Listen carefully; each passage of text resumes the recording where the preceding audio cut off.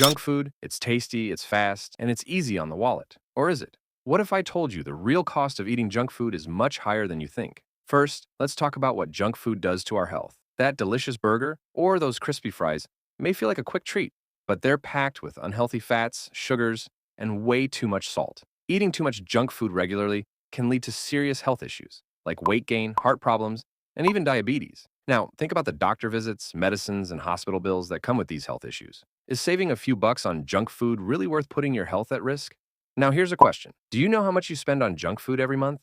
Just one fast food meal a week can add up to a surprising amount. Imagine if you saved that money instead or used it for something better, something that truly adds value to your life, like a fitness class or even a little weekend getaway. Wouldn't that be so much more rewarding? And there's another hidden cost that might surprise you: the environmental cost. Every burger wrapper, plastic cup, and paper bag has to go somewhere, right? Most of this packaging ends up as waste in landfills or pollutes our oceans, harming wildlife and the planet.